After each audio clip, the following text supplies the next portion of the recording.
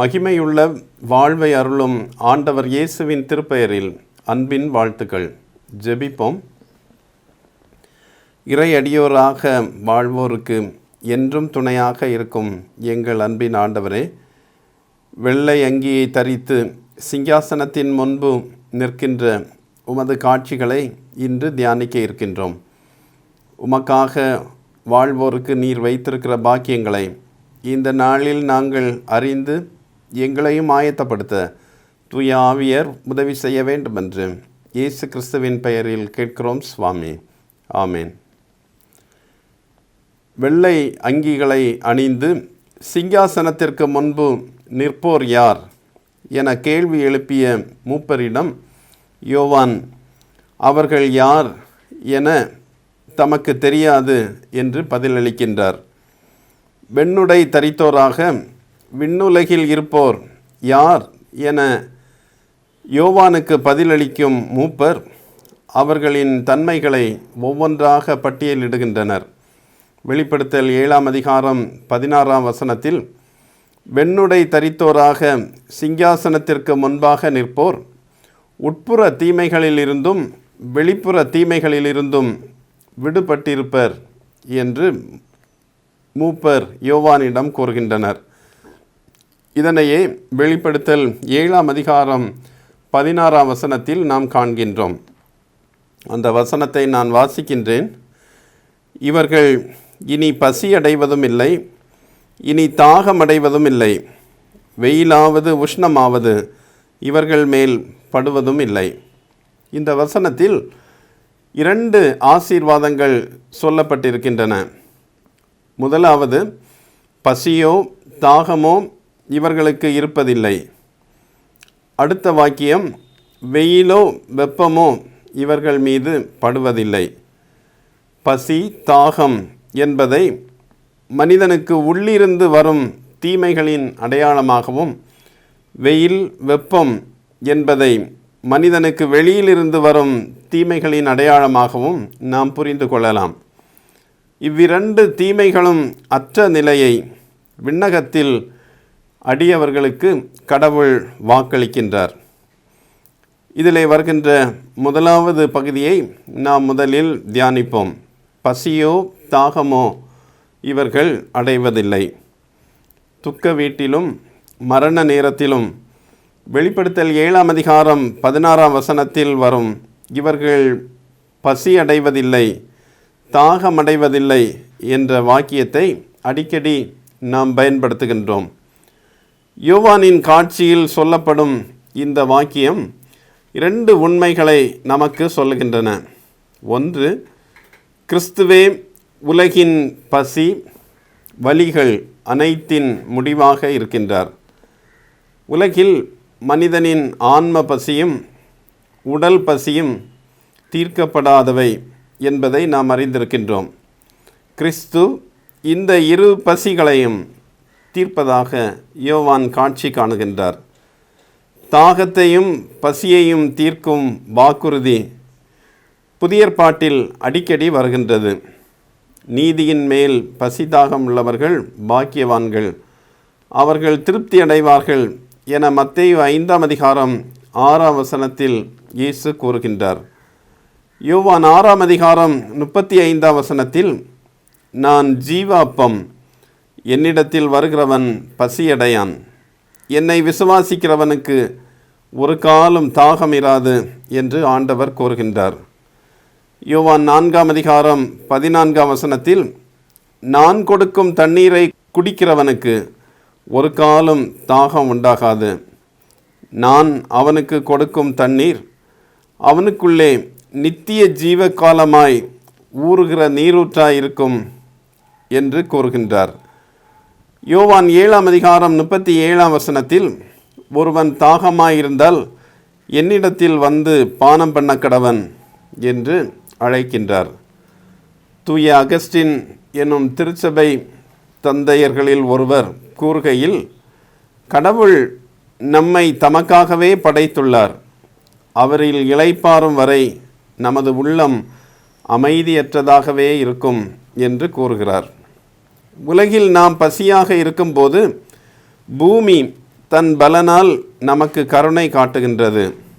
விண்ணகத்தில் கடவுளால் மீட்பு பெற்றோரின் ஆன்மாக்கள் பசியே இல்லாமல் இருக்கும்படி கடவுள் அவர்களை நிரப்புகிறார் என C.H. ஸ்பர்ஜன் எனும் புகழ்பெற்ற அருளுரையாளர் கூறுகின்றார். மனிதரின் ஏக்கங்கள் அவர்களுக்கு கிடைக்கும் நிலையான திருப்தியால் தடுக்கப்படுகின்றன என்பதை விண்ணக காட்சி நமக்கு சொல்லுகின்றது. அவர்கள் உலகில் அனுபவிக்க விரும்பியதை விட அதிகமான திருப்தி, சாட்டிஸ்ஃபேக்ஷன் விண்ணகத்தில் அவர்களுக்கு கிட்டுகின்றது. இந்த வசனத்தில் பசி என்பதை ஆசை என்றும் கூறலாம். எனவே இனி அவர்கள் பசியடையார் என்பதை இனி அவர்கள் ஆசைப்படுவதில்லை என்றும் நாம் புரிந்து கொள்ளலாம். பூமியில் வாழும்போது, ஓ கேவலமான மனிதனே, இந்த மரண சரீரத்திலிருந்து என்னை விடுவிப்பது யார் என்ற நிலை ஒவ்வொரு மனிதனுக்கும் இருந்து கொண்டே இருக்கின்றது. ஆனால் விண்ணகத்தில் அவர்கள் பாவம் செய்யாது வாழும் நிலை இருப்பதால் இத்தகைய போராட்டமற்ற திருப்தியான நிலை மனிதனுக்கு உண்டாகின்றது. விண்ணகத்தில் பசி மட்டுமல்ல, தாகமும் இருக்காது எனும்போது கிறிஸ்துவுக்குள் வாழும் ஒவ்வொருவருக்கும் கிடைக்கின்ற ஆன்மீக உயர்வையே நாம் எண்ணி பார்க்க அழைக்கப்படுகின்றோம். கிறிஸ்துவே உலகின் பசி, வலி போன்றவற்றின் முடிவாக இருக்கிறார்.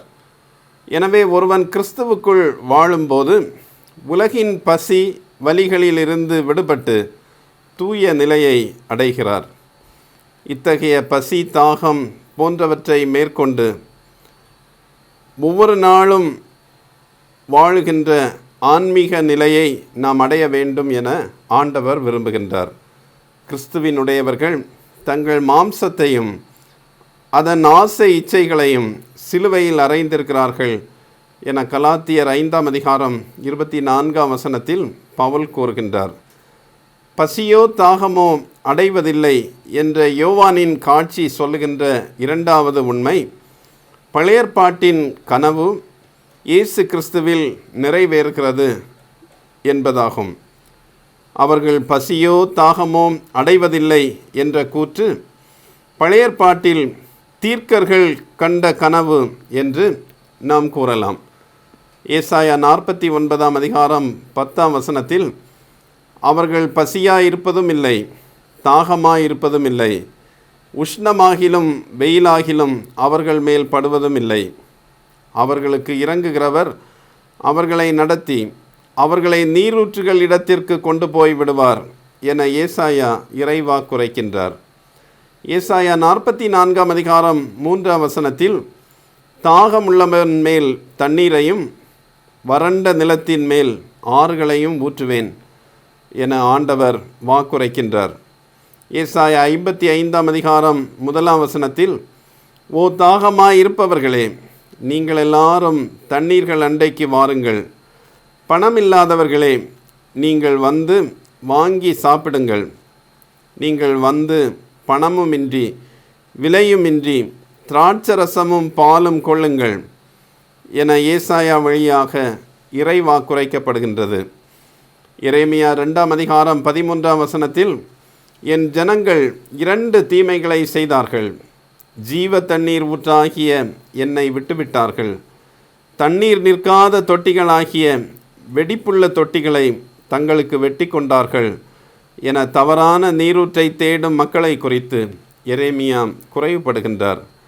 ஏசாயா 58:11 கர்த்தர் நித்தமும் உன்னை நடத்தி மகா வறட்சியான காலங்களில் உன் ஆத்துமாவை திருப்தியாக்கி உன் எலும்புகளை நினமுள்ளதாக்குவார். நீ நீர்ப்பாய்ச்சலான தோட்டத்தைப் போலவும் வற்றாத நீரூற்றைப் போலவும் இருப்பாய் என இறைவாக்கு உரைக்கப்படுகின்றது. ஏசாயா 35:1-10 வரையுள்ள வசனங்களில் வனாந்திரமும் வறண்ட நிலமும் மகிழ்ந்து கடுவெளி கழித்து புஷ்பத்தை போல செழிக்கும். வெட்டாந்தரை தண்ணீர் தடாகமும் வறண்ட நிலம் நீரூற்றுகளும் ஆகும் என்று இறைவாக்குரைக்கப்பட்டது. பழைய ஏற்பாட்டில் இறைவாக்குரைக்கப்பட்டவைகளெல்லாம் யோவான் காணும் காட்சியில் நிறைவேற்றப்படுகின்றது என்பதை அவர்கள் பசியோ தாகமோ அடைவதில்லை என்ற காட்சியின் பகுதி நமக்கு விளக்குகின்றது. பசி தாகம் என்பவை மனிதனுக்கு உள்ளிருந்து வரும் தீமைகள் என நாம் சிந்தித்தோம். இறைவனுடைய சமூகத்தில் மனிதனுக்கு வெளியே இருந்து வரும் தீமைகளும் அண்டுவதில்லை என்பதை வெளிப்படுத்தல் 7ஆம் அதிகாரம் 16ஆம் வசனத்தின் 2ஆம் பகுதி விளக்குகின்றது. வெயிலோ உஷ்ணமோ படுவதில்லை என்பதே அந்த ஆசீர்வாதம். இங்கே ஒளி என்னும் வார்த்தை ஒளி கொடுப்பது அல்லது பிரகாசிப்பதை பொருள் கொள்ளவில்லை. மாறாக சூரியனின் தீவிரமான எரியும் வெப்பத்தை குறிக்கின்றது. இதனை ஆங்கிலத்தில் சன்ஸ்ட்ரோக் என அழைப்பர். சூரியனின் அதிக வெப்பம் நோயினை அல்லது வலியினை அல்லது திடீர் மரணத்தை ஏற்படுத்துவதை செய்தித்தாள்களில் நாம் படித்திருக்கின்றோம். பாலஸ்தீனாவை சுற்றியுள்ள நாடுகளில் இருக்கும் பாலைவனங்கள் சூடான காலநிலை கொண்டவை என்பதை நாம் அறிந்துள்ளோம். விண்ணுலகில் வெப்பத்தினால் வெளியிலிருந்து வரும் அழிவுகளால் கடவுளின் மக்கள் பாதிக்கப்படுவதில்லை என்பதை வெயிலோ உஷ்ணமோ படுவதில்லை என்ற வாக்கியம் உணர்த்துகின்றது. மேலும் ஏசாயா 49ஆம் அதிகாரம் 10ஆம் வசனத்துடன் வெளிப்படுத்தல் 7ஆம் அதிகாரம் 16ஆம் வசனத்தை சில அறிஞர்கள் ஒப்பிடுகின்றனர். ஏசாயா 49ஆம் அதிகாரம் 10ஆம் வசனத்தில் அவர்கள் பசியாயிருப்பதும் இல்லை, தாகமாயிருப்பதும் இல்லை, உஷ்ணமாகிலும் வெயிலாகிலும் அவர்கள் மேல் படுவதும் இல்லை. அவர்களுக்கு இறங்குகிறவர் அவர்களை நடத்தி அவர்களை நீரூற்றுகள் இடத்திற்கு கொண்டு போய் விடுவார் என்று ஏசாயா இறைவாக்கு உரைக்கின்றார். இங்கு கடுமையான வெப்பம் கொண்ட பாலஸ்தீனா போன்ற நாடுகளில் நடைபெறும் சாதாரணமான நிகழ்வும் சுட்டிக்காட்டப்பட்டிருக்கின்றது. பாலஸ்தீனாவின் எரிகின்ற மணலில் நடந்து செல்லும் பயணியர் வெயில் கடுமையாக இருக்கின்ற பொழுது சூரியனின் எதிரொலியால் அவர்களுக்கு முன்னே தொலைவில் நீர்த்தடாகம் இருப்பது போல காணுகின்றனர். நீர்நிலைகள் தண்ணீர் நிரம்பி இருப்பது போல தூரத்திலிருந்து வருகின்ற அவர்களுக்கு தென்படுகின்றது. ஆனால் தண்ணீர் அங்கே இருக்கிறது என விரைந்து சென்று பார்க்கும்போது தண்ணீர் இல்லாமல் இருப்பதை கண்டு ஏமாற்றம் அடைகின்றனர். விண்ணுலகில் இத்தகைய முரண்பாடுகள் இருப்பதில்லை என்பதை யோவான் காட்சியாக காணுகின்றார். எனவே வெயிலோ உஷ்ணமோ படுவதில்லை என்ற சொற்றொடர் வெளியிலிருந்து வரும் அழிவுகள், டென்ஷன்ஸ், ப்ரெஷர் போன்றவைகளால் கடவுளின் மக்கள் பாதிக்கப்படுவதில்லை என்பதையும், ஏமாற்றங்கள், தோல்விகள், விரக்திகள் போன்றவைகளாலும் கடவுளின் மக்கள் பாதிக்கப்பட மாட்டார்கள் என்பதையும் நமக்கு உணர்த்தி காட்டுகின்றன. ஜெபிப்போம்.